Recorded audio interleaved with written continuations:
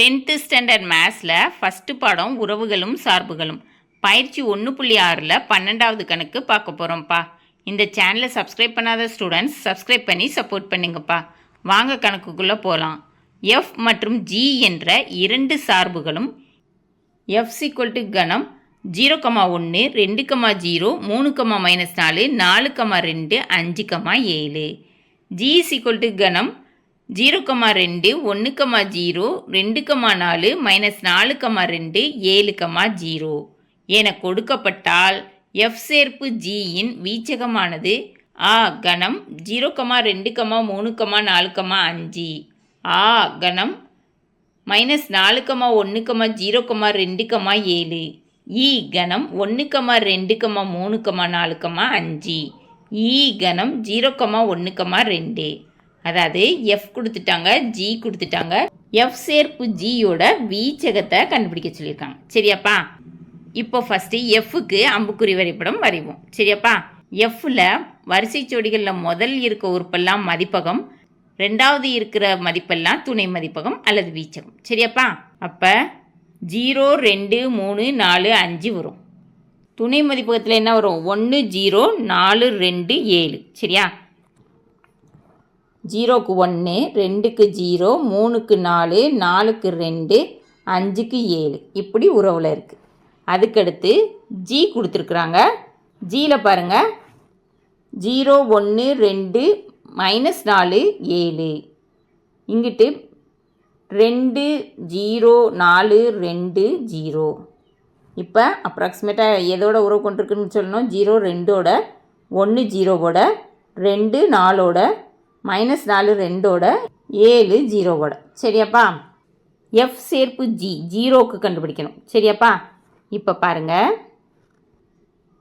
F of G of 0 அப்படின்னா 0 2ஓட உறவு கொண்டிருக்கு.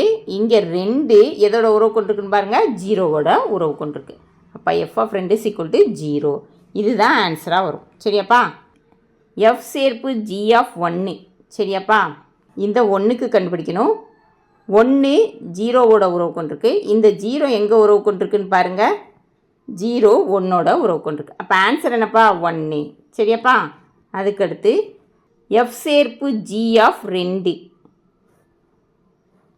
இப்போ இங்கே 2 எதோட உறவு கொண்டிருக்கு? 4ஓட உறவு கொண்டிருக்கு. இந்த சைடு பாருங்கள், 4 2ஓட உறவு கொண்டிருக்கு. ஆன்சர் என்னப்பா? 2. இந்த வந்துருச்சா? 2. எஃப் சேர்ப்பு ஜி ஆஃப் -4. இங்கே இந்த -4 எதோட உறவு கொண்டிருக்குன்னு பாருங்கள்? 2ஓட உறவு கொண்டிருக்கு. இங்கே 2 0ஓட உறவு கொண்டிருக்கு. ஆன்சர் என்ன? 0 வந்திருக்கா? அதுக்கு அடுத்தது எஃப் சேர்ப்பு ஜி ஆஃப் 7. அப்போ எஃப் ஆஃப் ஜி ஆஃப் 7 கண்டுபிடிக்கணும். இங்கே பாருங்கள், 7 0ஓட உறவு கொண்டிருக்கு. இந்த 0 எதோட உறவு கொண்டிருக்கு? 0 1ஓட உறவு கொண்டிருக்கு. அப்படின்னா ஆன்சர் என்னப்பா வரும்? 1 வரும். சரியா? இந்த சைடு இருக்கிறதெல்லாம் மதிப்பகத்தில் எழுதிக்கிடுவோம்.